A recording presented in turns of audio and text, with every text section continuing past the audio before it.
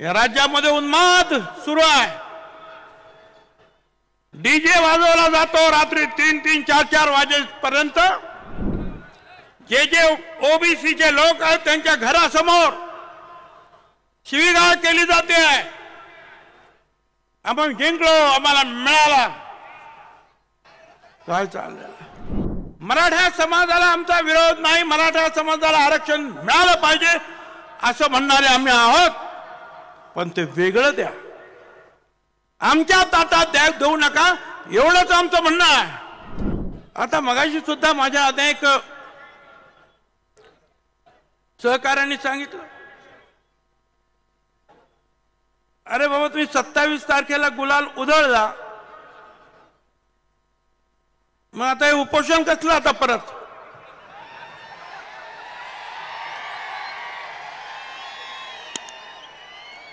तुम्ही तर म्हणाले की आम्हाला आरक्षण मिळालं, गुलाल उधळला, काहीतरी एक कागद हातात घेतला म्हणे झाला, हा अध्यादेश आला, बघा हा अध्यादेश आला। लेखाला अध्यादेश म्हणजे काही कळत नाही आणि नोटिफिकेशनचा मसुदा म्हणजे काय ते कळत नाही म्हणतो, झाला।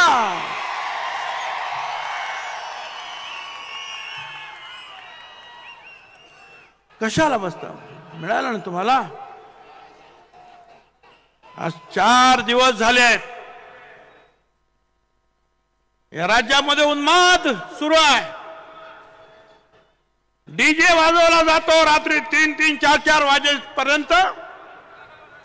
जे ओबीसीचे लोक आहेत त्यांच्या घरासमोर शिवीगाळ केली जाते आहे। आपण जिंकलो, आम्हाला मिळाला, काय चाललं? मग उपोषण कशासाठी? आणि मी तर सांगितलं आता उपोषण करणार आहेत, तर आमचे आता सेक्रेटरी काय नाही, आणखीन कोण काय आता ताबडतोब निघतील, ताबडतोब बोल तुला काय पाहिजे बोल, ताबडतोब तयार, हा घे GR, हा घे अध्यादेश, हे घे। एक एक गोष्ट मागण्यासाठी येते। राज्यातील सुद्धा वेगवेगळे घटक वर्षानुवर्ष लढत असतात, पण त्यांना मिळत नाही। पण याने नुसतं सांगितलं का उपोषण, ताबडतोब धावपळ सुरू। मला सुरुवातीला सांगायचं, मराठा समाजाला आमचा विरोध नाही, मराठा समाजाला आरक्षण मिळालं पाहिजे असं म्हणणारे आम्ही आहोत, पण ते वेगळं द्या, आमच्या ताटात देऊ नका, एवढंच आमचं म्हणणं आहे।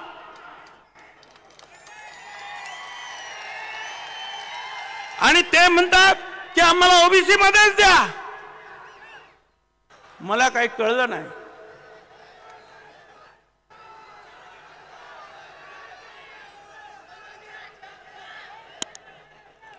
मी जरा काही पेपर पण वाचणार आहे, जरा शांत जरा बघा, शांत। माझ्या बरोबर साथ यायचा असेल तर तुम्हाला कळलं पाहिजे काय चाललेलं आहे आणि कायदा काय म्हणतो ते ऐकून घ्या, तरच तुम्ही माझी साथ चांगल्या प्रकारे देऊ शकता। शांत राहा।